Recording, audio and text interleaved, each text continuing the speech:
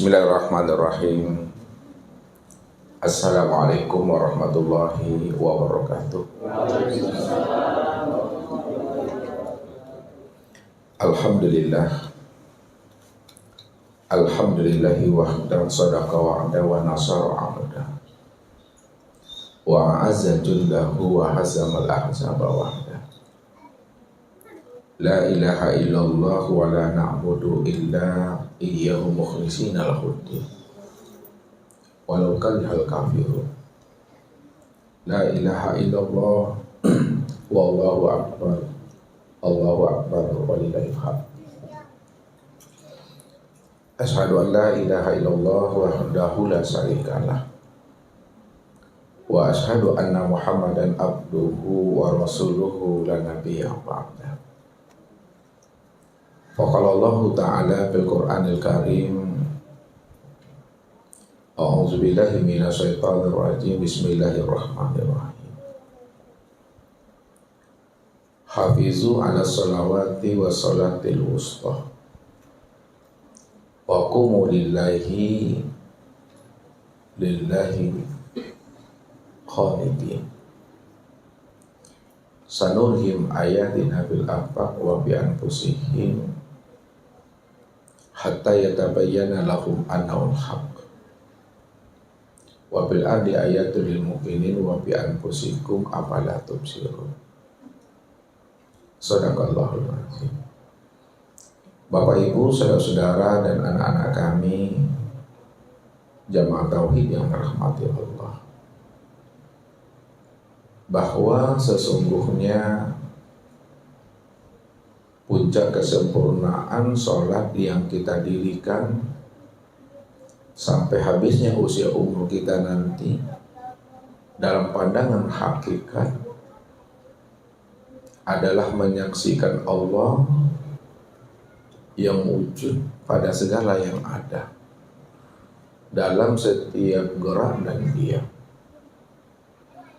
Jikalau kita tidak mampu melihat dan menyaksikan Allah yang wujud pada segala yang ada dalam setiap gerak dan diam,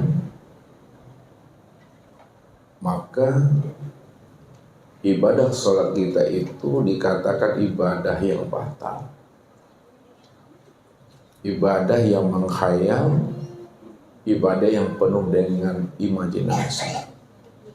Inilah yang disampaikan oleh baginda Rasul Shallallahu Alaihi Wasallam kepada kita ini. La tasihul ibadah illa bima'rifatil ma'bud. Tidak sah salat yang kita lakukan jikalau kita tidak mengenal dan menyaksikan yang kita ibadati. Maka bagaimana supaya salat dan ibadah kita yang kita lakukan itu betul-betul sah, betul-betul diterima dan dipandang oleh Allah Subhanahu wa Ta'ala? Maka wajib bagi kita Bapak Ibu untuk mengenali akan hakikat salat itu sendiri. Orang yang telah mampu mengenali akan hakikat salatnya, maka insya Allah mudah-mudahan salat yang kita lakukan itu tidak lagi penuh dengan imajinasi dan khayal. Kenapa? Karena salat yang telah mengenal dan menyaksikan, disitulah dia mudah mengingat akan Allah itu. Inilah yang kita coba untuk memahami lebih dalam dan lebih halus lagi, supaya setiap ibadah yang kita lakukan itu mesti sampai kepada nikmat itu sendiri Bapak Ibu. Makanya Allah jelaskan di dalam surah Al-Baqarah ayat 238. Kata Allah, Hafizu 'ala sholawati was sholatil wusta wa qumu lillahi qanitin.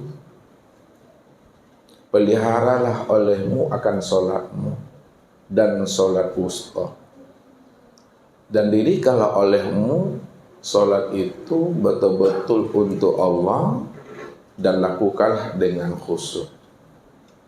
Bagaimana kita memahami ayat ini Bapak Ibu? Maka malam ini kita mencoba untuk memahami ayat ini supaya kita mampu mengenal dan memahami akan hakikat sholat itu sendiri. Supaya sholat kita itu betul-betul sholat yang sudah menyaksikan akan Allah itu sendiri. Untuk lebih paham dan lebih jelasnya Bapak Ibu, kita coba untuk menuliskannya di papan tulis.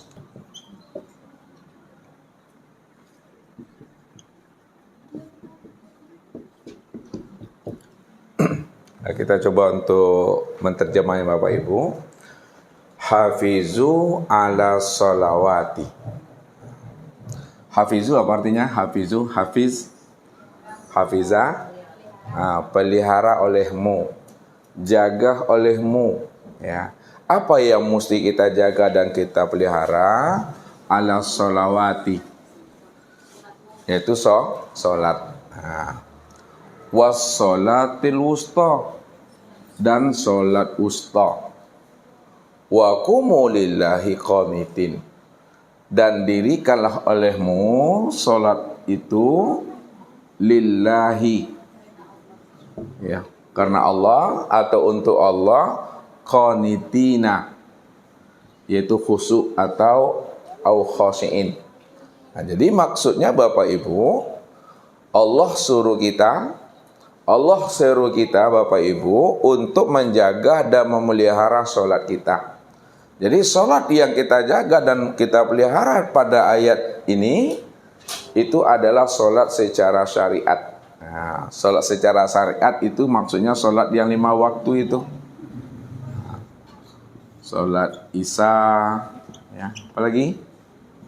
Subuh, zuhur, asar, maghrib dan saya ada 5. Ini yang secara syariat, jaga dan pelihara sholat Isya, subuh, zuhur, asar dan maghrib itu. Yang kedua, wassolatil wusta, dan sholat wusta.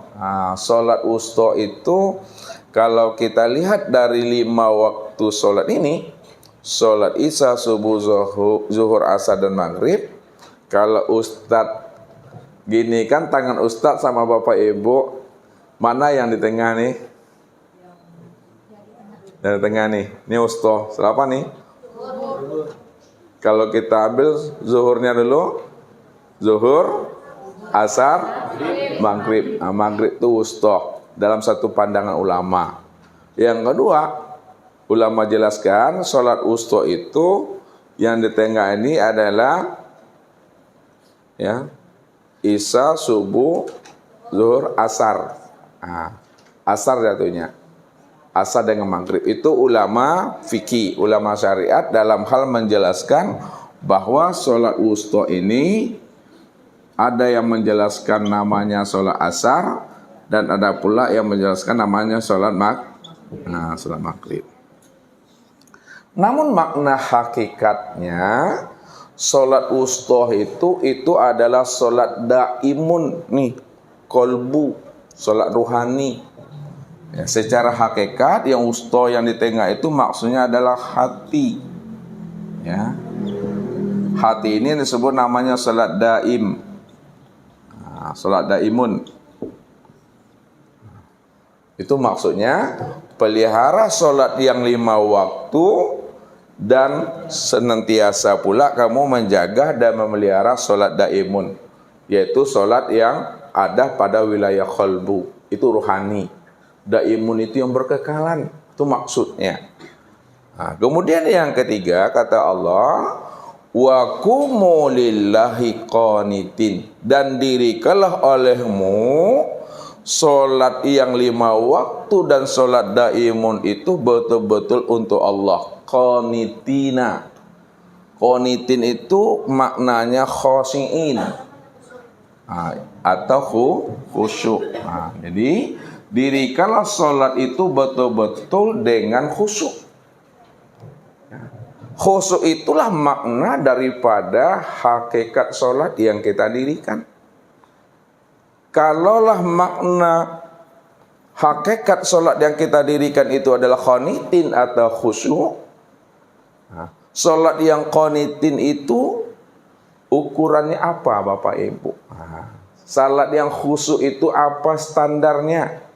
Kalau kita buat standarnya, ukurannya tentu ada standar ukurannya. Salat yang qanitin atau salat yang khusyuk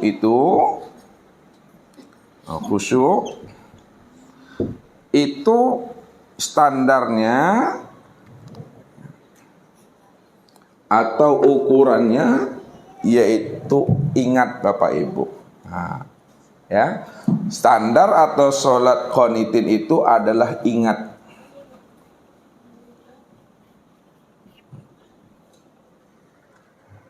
Inilah yang Allah jelaskan.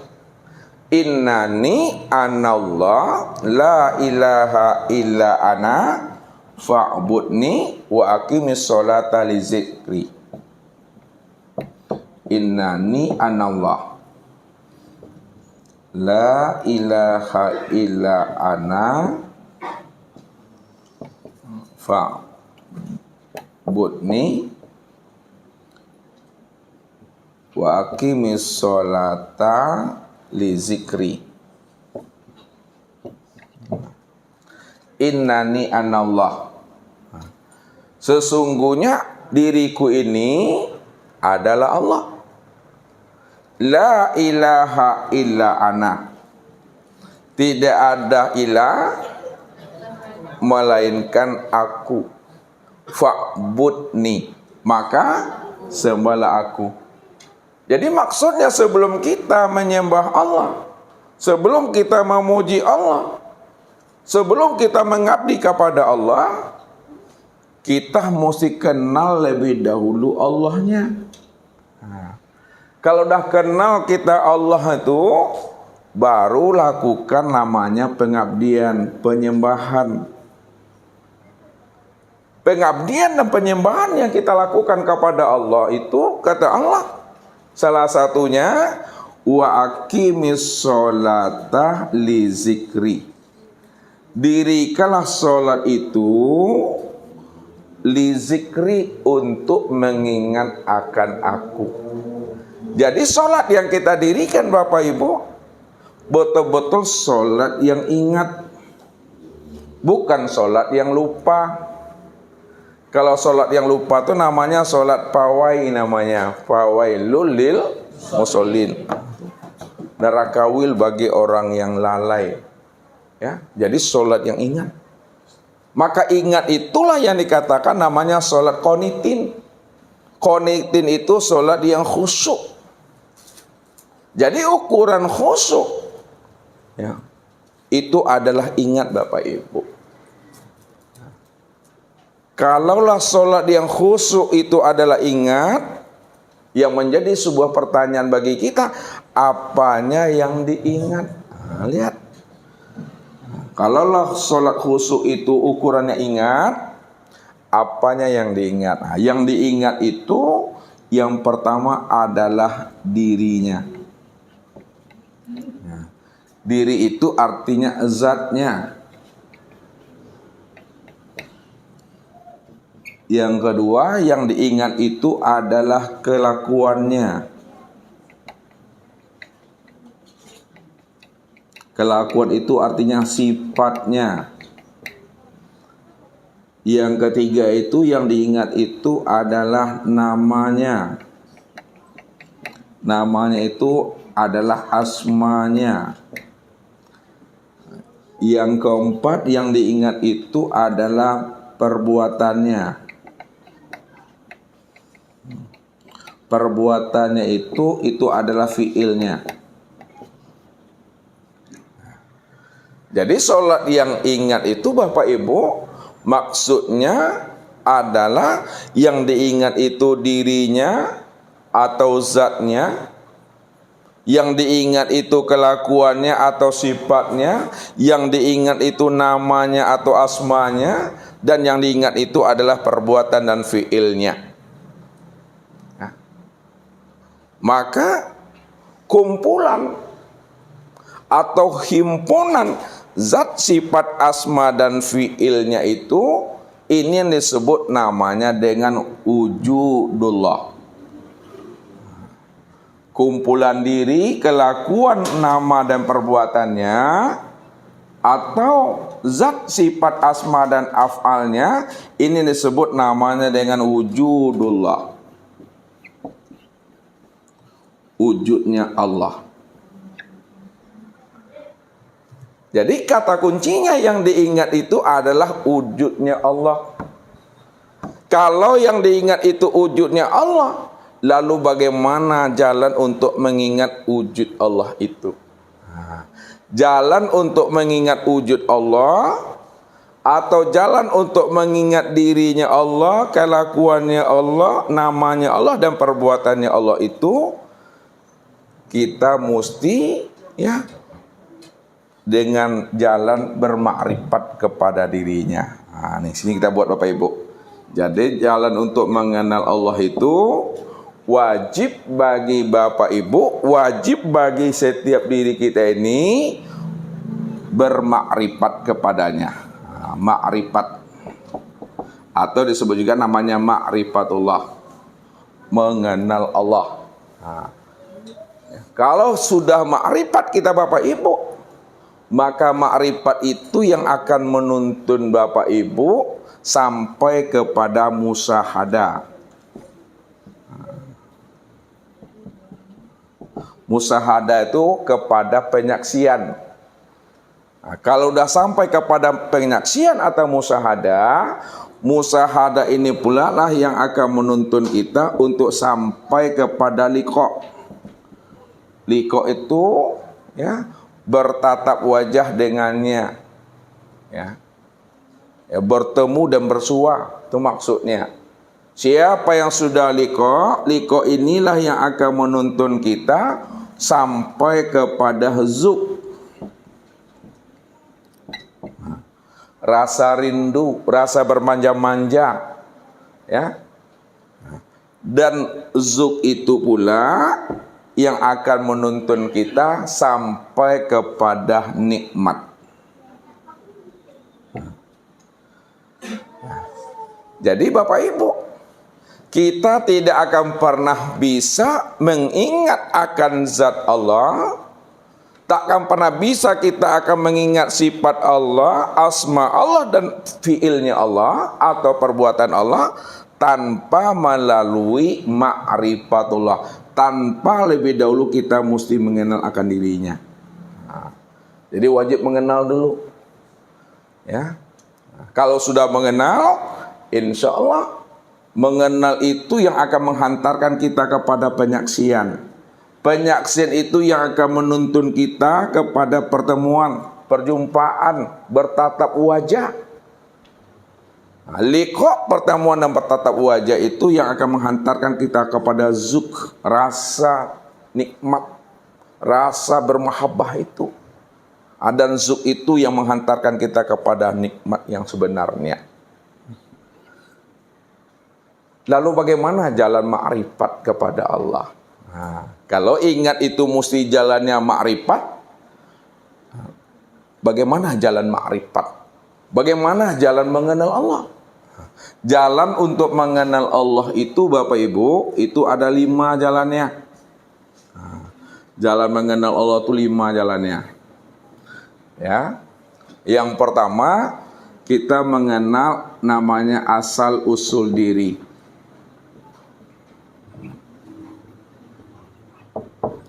Yang kedua, jalannya itu adalah dengan jalan mematikan diri.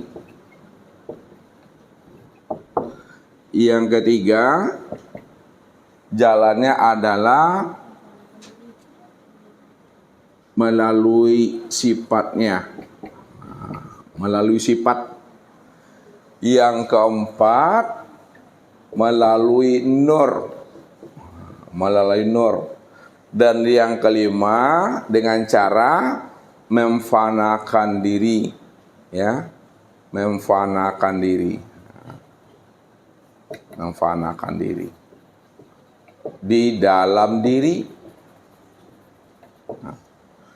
Jadi 5 jalan ini Bapak Ibu adalah jalan yang akan menghantarkan diri kita itu sampai kepada pengenalan terhadap Allah. Nah, dari 5 jalan ini, mana jalan yang paling mudah? Mana jalan yang paling cepat? Mana jalan yang paling senang? Sebenarnya Bapak Ibu, kelima-lima jalan ini mudah dan senang semuanya. Tergantung anugerah, hidayah dan petunjuk saja. Ya. Jadi kita ambil satu, ya. Ya, dari satu itu nanti kita hubungkan dia kepada 5 itu supaya kita tahu, ya. Nah, dengan jalan mengenal diri. Ini kita ambil dulu. Nah, supaya kita bisa mengenal Allah, wajib kita ini mengenal akan diri. Nah, ya.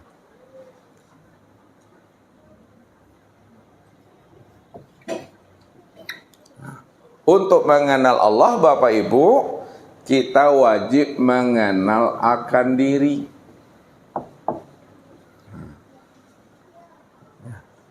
Siapa diri kita ini? Allah beritahukan kepada kita tentang diri kita.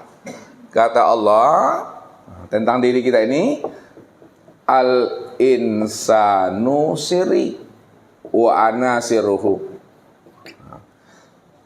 Insan itu, dirimu itu adalah rahasiaku, dan akulah yang menjadi rahasia dirimu.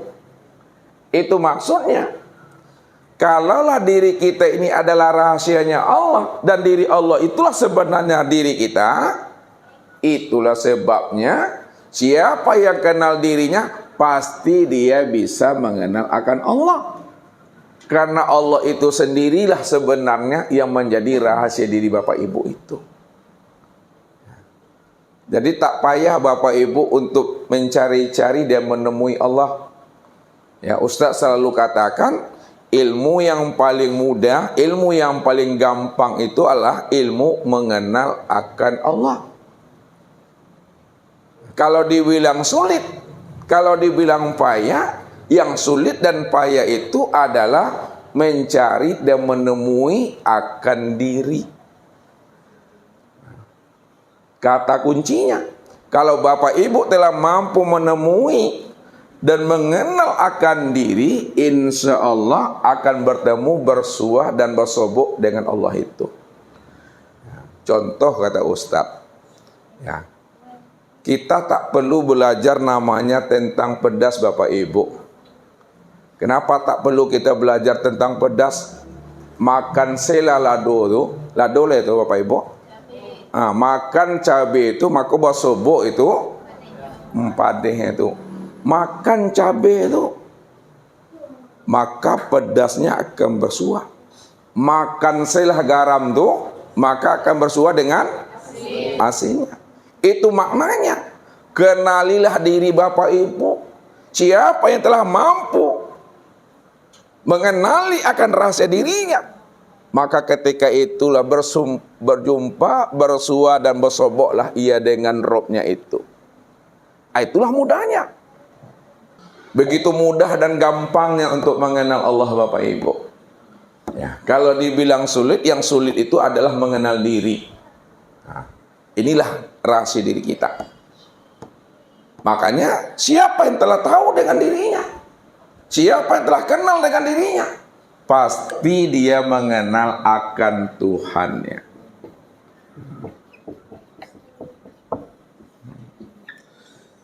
Ya, siapa yang telah kenal diri, pasti dia kenal akan Tuhannya. Man arafa nafsahu faqad arafa rabbahu.